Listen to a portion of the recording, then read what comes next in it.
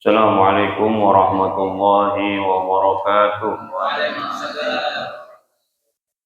الفاتحة بنية الشفاء والصحة والعافية والسلامة مع التوفيق والهداية وأن الله يرزقنا علما نافعا وعملا متقبلا ورزقا حلالا طيبا كثيرا مباركا فيه من غير تعب ولا نصب ولا مشقة إنك على كل شيء قدير.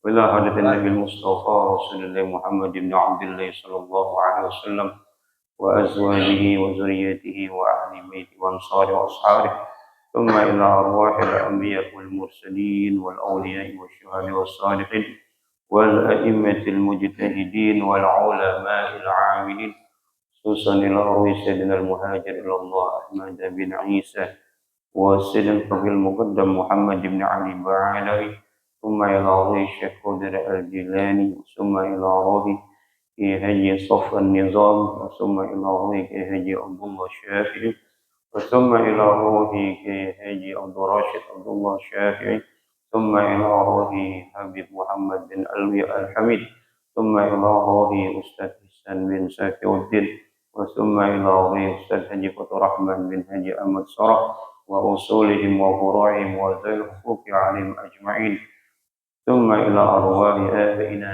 وأمهاتنا وأجدادنا وجداتنا وأصحابنا وقرابتنا ولمن له حق علينا لجميع المسلمين والمسلمات والمؤمنين والمؤمنات خصوصا إلى روح حجي صالح بن حجي وأسد ثم إلى روح حجي مرتع بن حجي صالح ثم إلى روح حجي متاسم بن حجي صالح ثم إلى روح حجي متم بن حجي صالح ثم إلى أرواح أهل جميع الحاضرين ثم إلى أرواح أهل المسجد والهداية أن الله يتبشر بالرحمة والمغفرة.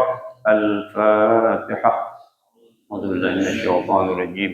بسم الله الرحمن الرحيم. الحمد لله رب العالمين الرحمن الرحيم مالك يوم الدين إياك نعبد وإياك نستعين اهدنا الصراط المستقيم صراط الذين أنعمت عليهم غير المغضوب عليهم ولا الضالين آمين.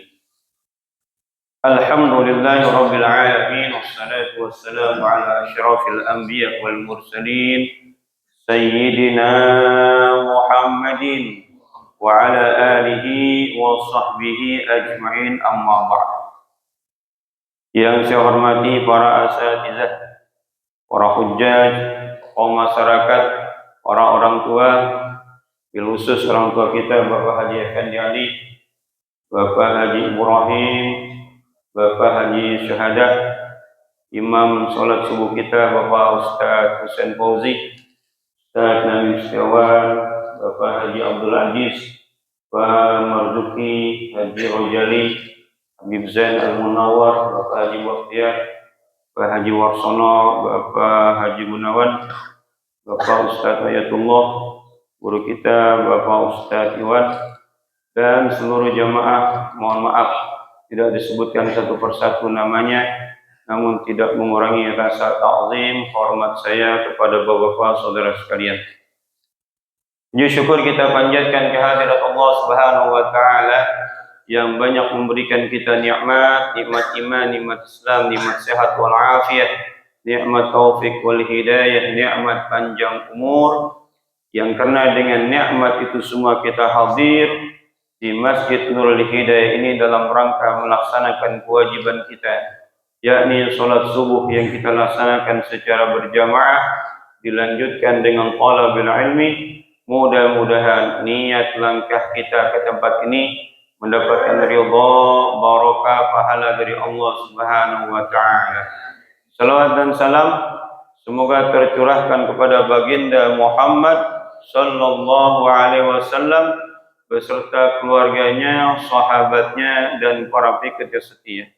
Hadirin yang dimuliakan Allah Subhanahu wa taala, hari ini kita sudah masuk hari yang kelima. Bang Hasan memang ngitungin aja hari yang kelima. Dia lagi nungguin THR yang sebenarnya nggak turun-turun ya. Alhamdulillah Allah masih memberikan kita kesempatan hidup, kesempatan kesehatan, sehingga kita bisa melaksanakan ibadah puasa ini. Mudah-mudahan ibadah puasa ini diterima oleh Allah Subhanahu wa taala. Hadirin yang dimuliakan Allah Subhanahu wa taala, kita lanjutkan pembahasan kita berkaitan dengan persoalan ghibah kemarin ya. Terakhir ghibah. Qala Syaikhul Musannif rahimahullahu taala wa adama an-naf'a bihi wa bi 'ulumihi wa bi asrarihi fid darain. An Abi Hurairah an an-nabiy alaihi salatu wassalam annahu qala man iktaba, sana kecil-kecil nih, fi umrihi marratan yu'aqibuhu Allahu bi 'ashri 'uqbat. Al-ula yasiru ba'idan min rahmatillah, والثانية يقطع الملائكة عنه الصحبة، والثالثة يكون نزع روحه عند موته شديدا، والرابعة يصير قريبا إلى النار، والخامسة يصير بعيدا من الجنة، والسادسة يشتد عليه عذاب القبر، والسابعة يحبط عمله، والثامنة يتأذى منه روح النبي عليه الصلاة والسلام، والتاسعة يسخط الله عليه، والعاشرة يصير مفلسا يوم القيامة عند الميزان إلى آخره. والله تعالى أعلم بالصواب. Hadirin yang dimuliakan Allah Subhanahu wa taala, bahwa di dalam hadis ini yang diriwayatkan oleh Abu Hurairah disebutkan bahwa orang-orang yang melakukan ghibah, maniktaba marratan, siapa aja yang melakukan mengguncing saudaranya, menggibahi orang, membicarakan keburukan orang, membicarakan keburukan saudaranya, maka Allah akan timpahkan kepada mereka 10 siksaan. Yang pertama, yasiru ba'idan min rahmatillah, Allah akan jauhkan dia dari rahmat Allah. Kita hidup ini karena rahmat Allah, bisa mengerjakan kebaikan-kebaikan karena rahmat Allah, bisa ngaji karena rahmat Allah, bisa bekerja karena rahmat Allah. Semua yang kita lakukan karena rahmat Allah Subhanahu wa taala. Kalau rahmat Allah jauh, maka apa yang bisa kita lakukan? Sulit kita melakukan kebaikan kalau rahmat Allah itu jauh. Karena itulah jauhi yang namanya menggunci. Kalau kita jauhi, tidak melakukan ghibah kepada saudara kita, kepada teman kita, bahkan mungkin kepada musuh kita. Kalau ada musuh, maka rahmat Allah itu akan dekat. Karena setiap aktivitas kita ini tidak akan pernah lepas dari rahmat Allah. Bahkan orang masuk surga juga karena rahmat Allah. Makanya banyak doa yang berkaitan dengan rahmat Allah. Saya sering membaca doa, Allahumma maghfiratuka awsa'u min dunubina wa rahmatuka arja min ahmad. Ya Allah, ampunanmu awsa', lebih luas dari dosa-dosa kami, dan rahmatmu lebih kami harapkan di sisimu daripada amal-amal kami. Karena tidak ada orang yang masuk surga itu karena amal. Siapa yang yakin bahwa puasanya diterima? Ada yang yakin? Siapa yang yakin bahwa tadi sholat subuh kita diterima? Wah, hebat banget. Bisa.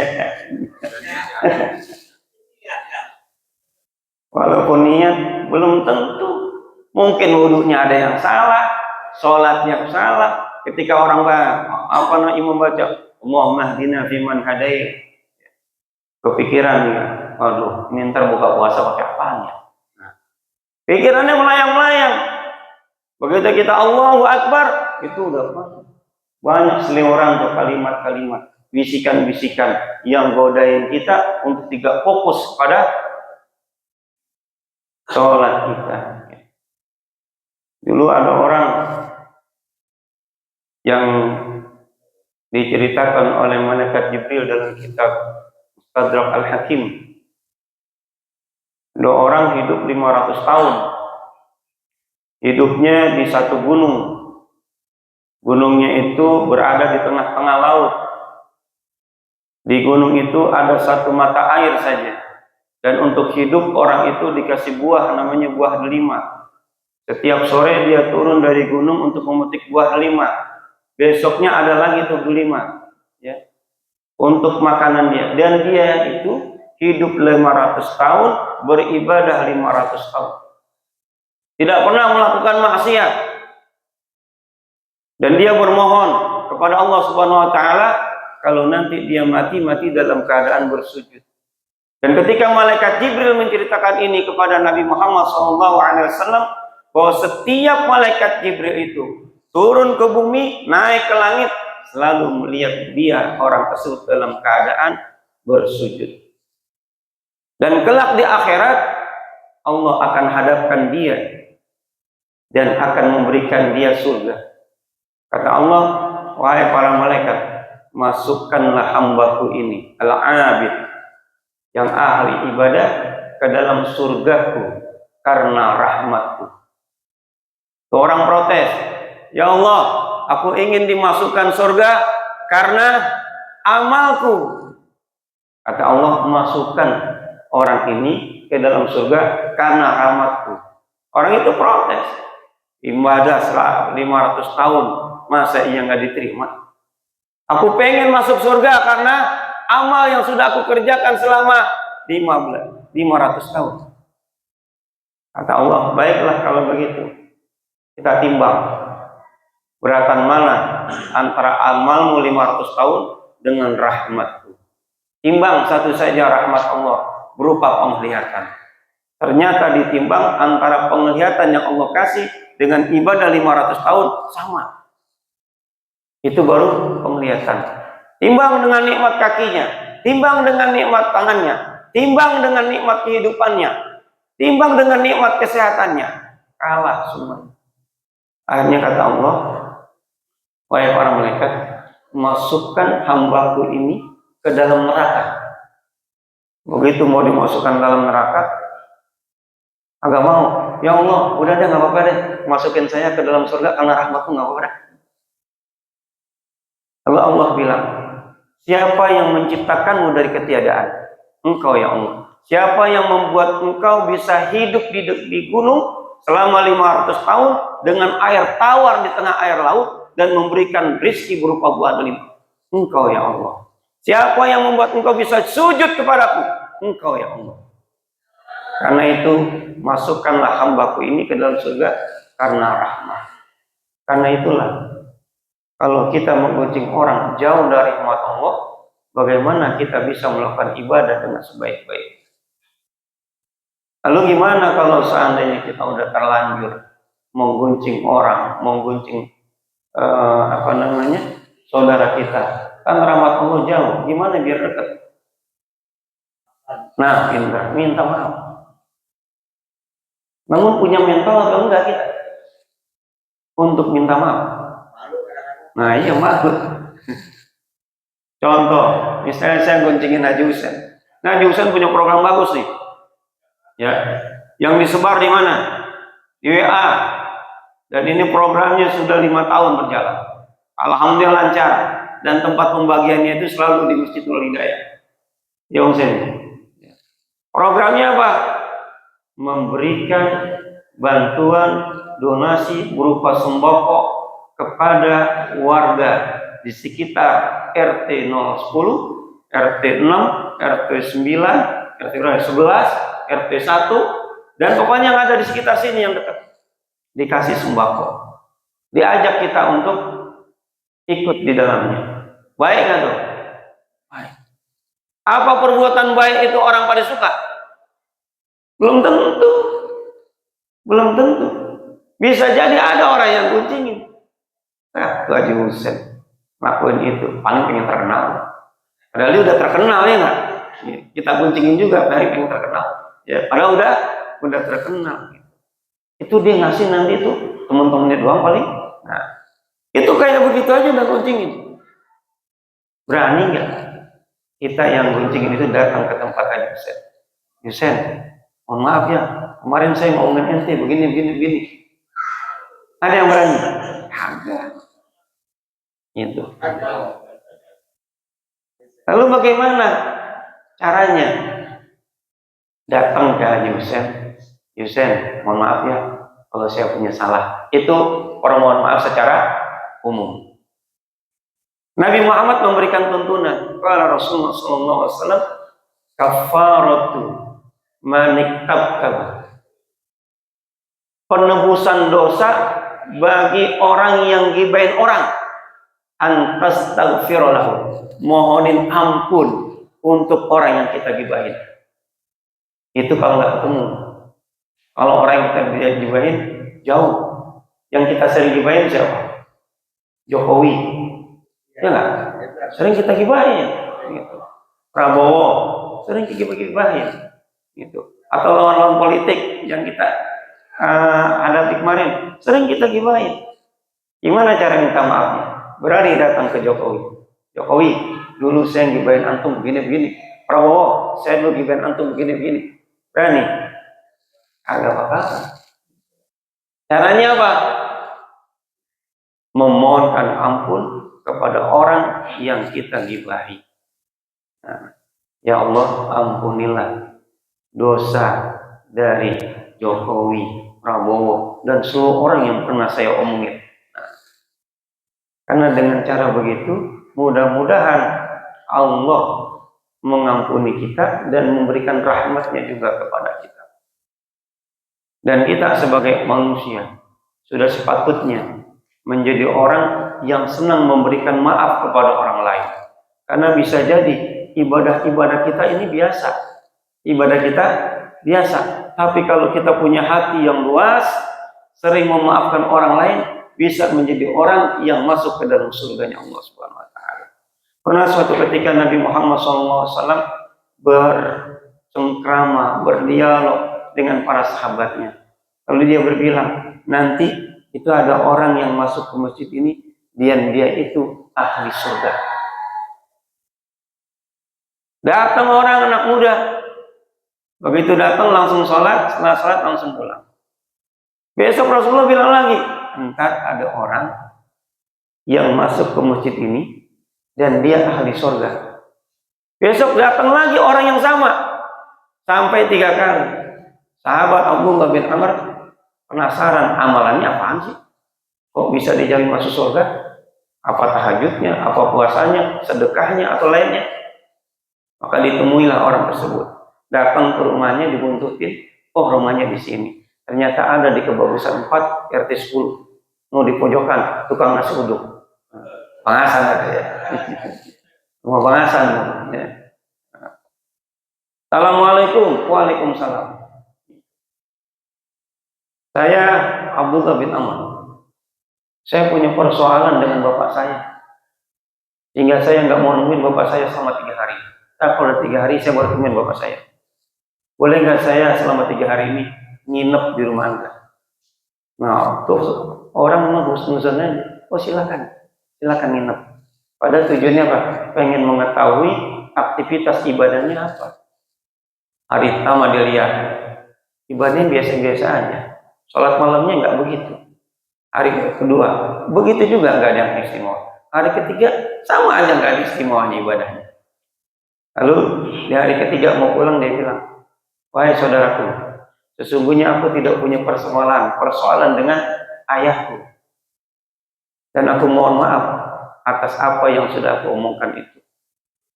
Sebenarnya ada informasi dari Rasulullah bahwa Anda ini dijamin masuk surga. Kami pengen tahu amalannya apa. Saya lihat sholat Anda biasa aja, pagi juga nggak puasa. Kata orang tersebut, saya tidak punya amalan khusus. Saya cuma kalau mau tidur saya bilang, ya Allah, saya maafkan seluruh orang yang berbuat salah kepadaku, baik sengaja maupun tidak sengaja. Aku ikhlaskan, aku ridhokan. Amalannya begitu. Kalau kita niru bisa nggak? Niru bisa nggak?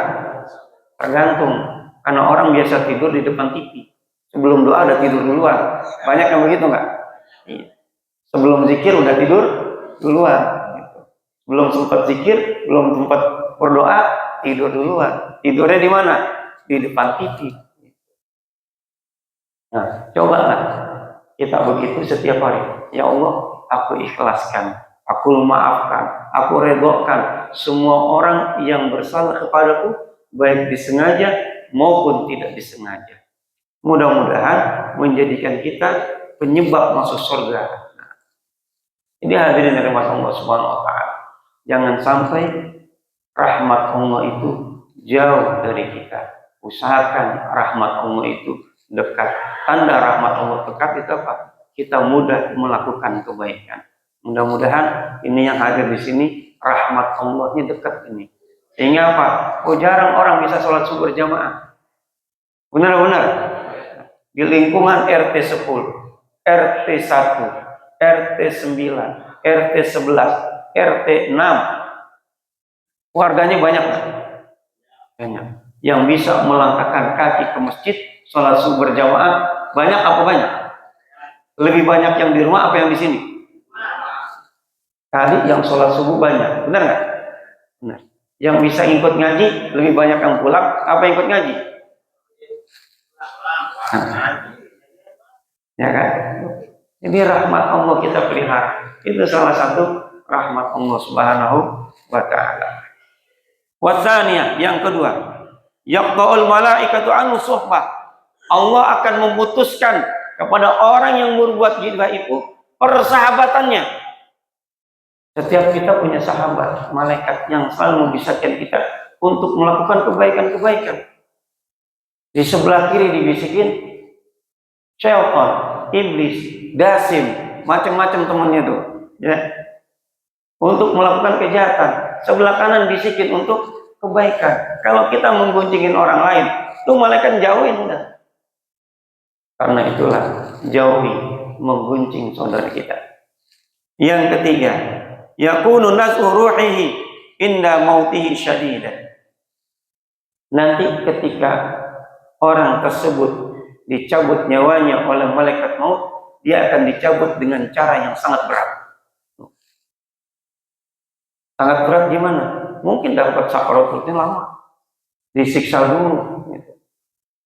Karena itu jauhi menggunjing, biar kita ketika dicabut nyawa kita dengan cabutan yang ringan. Dan kita akan bertemu dengan malaikat. Pertama malaikat yang kita ketemui adalah malaikat maut. Yang kedua munkar dan nakir. Yang terakhir kita pengen ketemu malaikat siapa? Antara Malik sama Ridwan. Oh, ridwan semuanya. Pengen ketemu malaikat ridwan. Mudah-mudahan Allah takdirkan kita bertemu terakhir kali dengan malaikat ridwan. Kalau kita bertemu terakhir kali dengan malaikat ridwan, berarti kita sudah berada di pintu surganya Allah Subhanahu wa taala. Yang keempat, Ar-rabi yasiru qariban ilan nar. Orang yang menggunjing saudaranya akan didekatkan ke api neraka. Yang kelima, orang yang menggunjing akan dijauhkan dari surga. Yang keenam, yashuddu alaihi azab qabri. Dia akan mendapatkan azab kubur dengan azab yang pedih. Saya langsung aja dikit lagi habis. Kemudian yang ketujuh, yahbatu amalu, dianggap batal amalnya, gak diterima amalnya. Yang kedelapan, nah ini yang parah, ini yang delapan, sedih rasanya. Apa katanya? Yata'azza minhu ruhun nabi alaihi salatu wassalam. Menyakitin hati, menyakitin ruh Nabi Muhammad sallallahu alaihi wasallam. Jadi kalau kita guncingin orang, sama aja kita menyakiti ruh Nabi Muhammad sallallahu alaihi wasallam. Karena itu jauhi menggunjing orang agar kita tidak menyakiti hati ruh baginda Muhammad sallallahu alaihi wasallam. Yang kesembilan, yaskhatullahu alaihi. Allah murka terhadap orang tersebut. Allah udah murka, rahmat Allah pasti jauh. Dan yang terakhir, dia akan menjadi orang yang muflis, orang yang rugi di hari kiamat dari sisi ketika ditimbang amalnya. Kenapa? Ketika ditimbang amalnya, amal dia akan dikasih kepada orang-orang yang dia gibahi. Kalau amalnya nggak ada, dosa orang yang kita gibahi buat kita. Ya. Kita sholat berjamaah, baca Quran berkali-kali hatam, ada pahalanya. Begitu ditimbang buat orang yang kita gibahi. Udah dikasih-kasih, ternyata habis amal kita. Masih belum orang kebagian. Lalu orang yang belum kebagian, yang punya dosa, dosanya buat kita. Ketika ditimbang, banyakkan mana amalnya? Amalnya 0, dosanya banyak. Maka jadilah kita orang yang rugi. Karena itu, pelihara lidah kita untuk tidak menggunjing orang lain. Lebih banyak diam, lebih baik diam. Apa manfaat diam? Besok kita jelaskan manfaat diam. Ternyata diam itu punya 7.000 kebaikan. Insya Allah besok kalau ada waktu kita akan bicara tentang manfaat diam.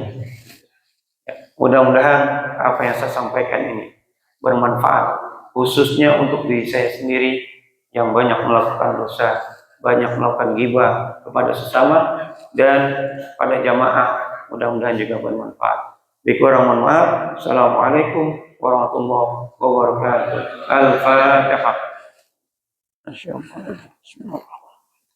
Alhamdulillahirrahmanirrahim. Ya kana wa ya kana nasta'in.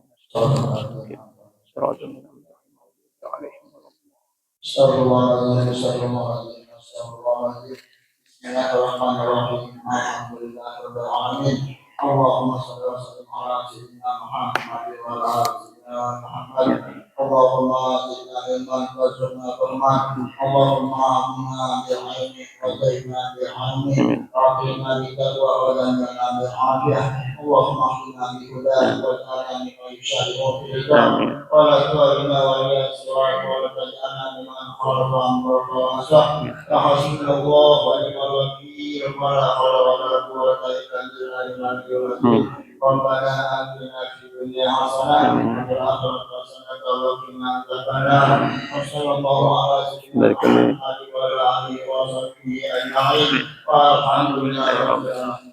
Sallallahu alaihi